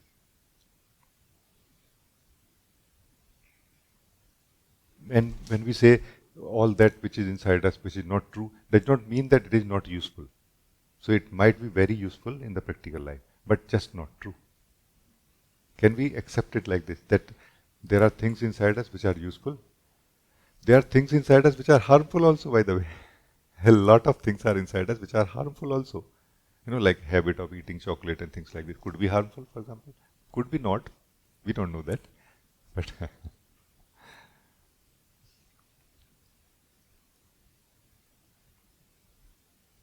but what is that which is true inside us? Not looking at it from the eyes of usefulness or harmfulness. Not looking at it from the eyes of usefulness. Whether it is useful or not. No, whether it is true or not.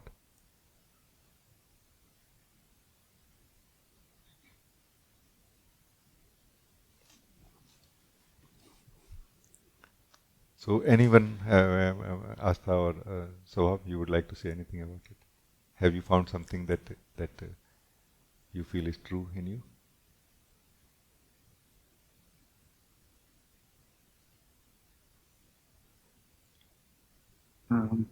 Maybe I can share something with this. I was, thanks to the meetings, I've been checking, like when if I say a statement and then after some time or the next day also, I try to see that, I was saying this, was it really my truth or was it my knowledge? And what's true, in this. So staying with that kind of really helps to see things more freshly within me. Yes, yes. But right now, say something. Right now, right now, respond to my question. I'm saying, have you found anything true in you right now? So now respond to me.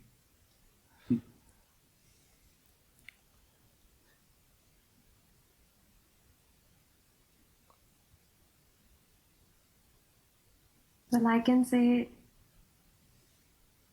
the bliss and a silence that I experience when I am in the satsang, when I'm listening to you.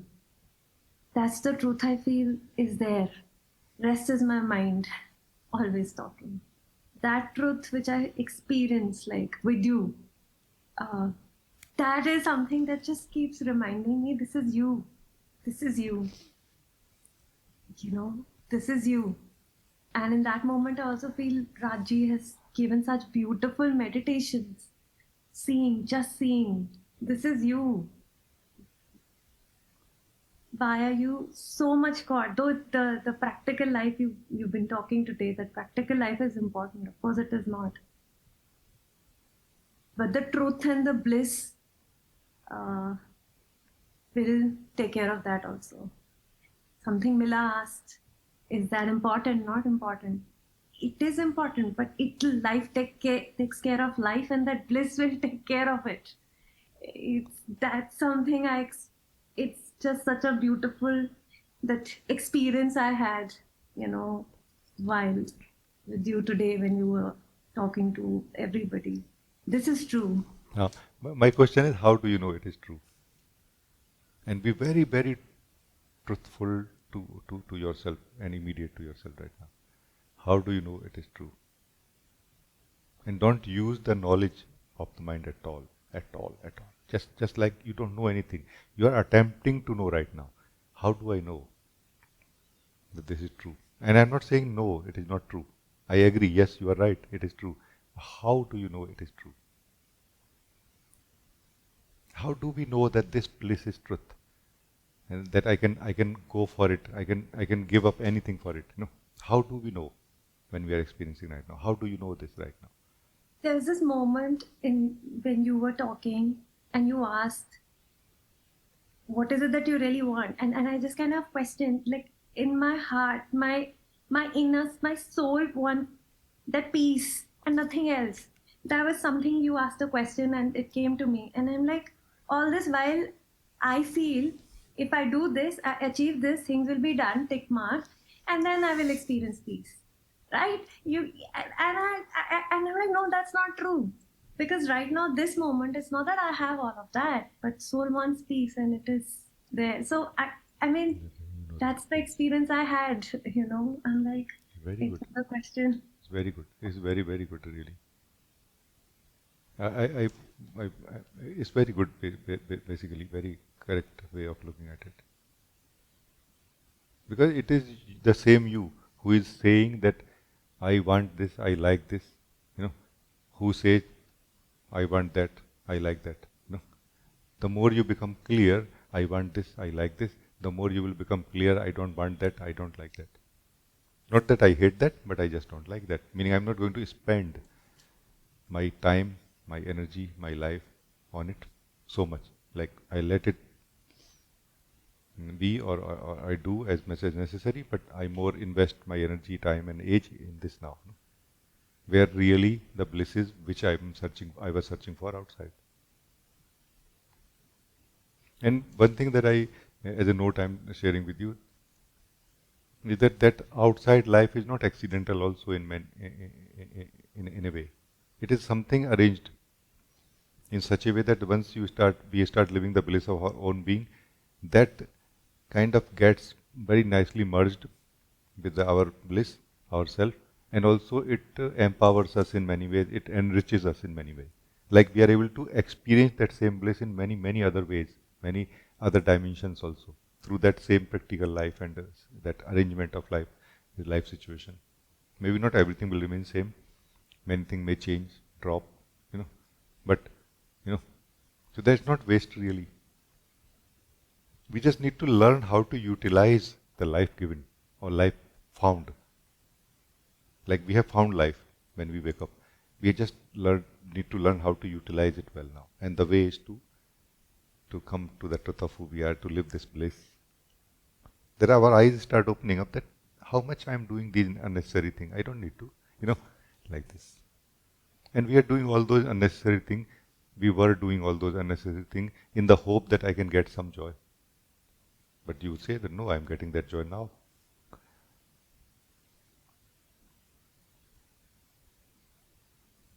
It's very good, thank you.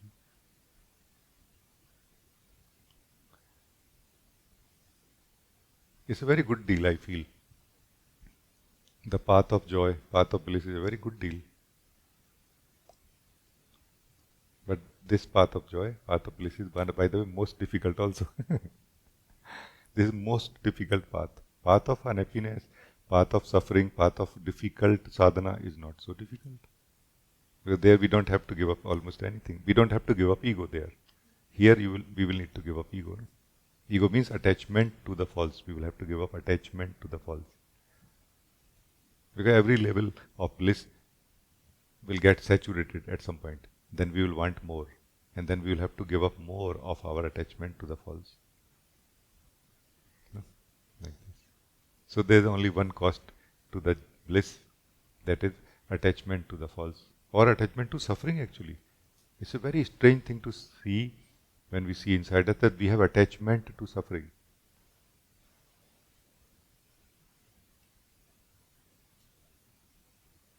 Thank you. Very, very nice. And I can say that we are not even aware of the suffering, that this is suffering. That is also, before seeing the attachment to suffering, to know that this is suffering, and because there's a slight joy in that suffering, and we are not even aware of that part. Yes, it is true. What happens is that somehow the suffering is not really like pain. Suffering is not pain. Suffering is more like sense of lack, that something is less in me. I want more of it. And there is joy of how much we have also. Like we have 10% of it, and I want remaining 90% of it. So our attachment to this 10% is what is our hook here. And then as soon as we see that I don't want this 10%, we are free from this 90% and search for it also. No? Like, oh, even if it becomes tomorrow, today, right now, I don't want it. No? Like this. So the problem of our life, we think, is that I'm not getting what I want to get. No, it's not. The problem of our life is that we will not be happy even if we get that. We can only be happy with what we are. Plus anything else is fine. Everything else is fine. But first ourselves and plus everything else. Could be very, very simple example, but they are kind of more immediate for me, so I'm sharing like this, that many of us used to go to, Osho ashram in the morning, early morning, 6 o'clock, dynamic meditation. For 6 o'clock, as you know, we have to wake up 5 o'clock in the morning. I mean, I'm talking about those who used to do work in the office. So 5 o'clock waking up, taking shower, everything, then dynamic meditation, having chai and nasta maybe there, breakfast there, then going to office. That day is very different. The quality of day used to be very different. Like the more focused, but in a relaxed manner, focused on the work very nicely, but joyfully, not like feeling that kind of competitiveness or competition or jealousy or anything, like not touched by that politics in the office that happens, no? But more somehow naturally finding ourselves confined in our own joy, like an inner happiness. Everybody meeting everybody, but not getting hooked into any conversation or emotion or anything that happens around us, but more into our happiness and the job that we came to do. You know, it was a direct experience, my experience also, many other also. Like, hey, that's an amazing way. Like, let's break this thing in the morning, and it will survive in the whole day. You know. That's from where I came to this understanding that Prabhat Suddhi is very, very important. We should not really do anything else before doing it. Before doing it is like not best of your version. Your best version will come only after it, no? For the day. Like this. Like as if you have not washed your face, as if you have not combed your hair yet, you know, like this. As if you have not taken shower, basically. Brush your teeth, take your shower, then meet anyone and everyone, meet the world, no? Like this. So thank you. Just wanted to share that how important it is, how simple it is also to break out of the dream or the habit of ego. We just need to be consistent. That's the one thing. Consistency is very important. So thank you everyone for joining this meeting. God may always bless you.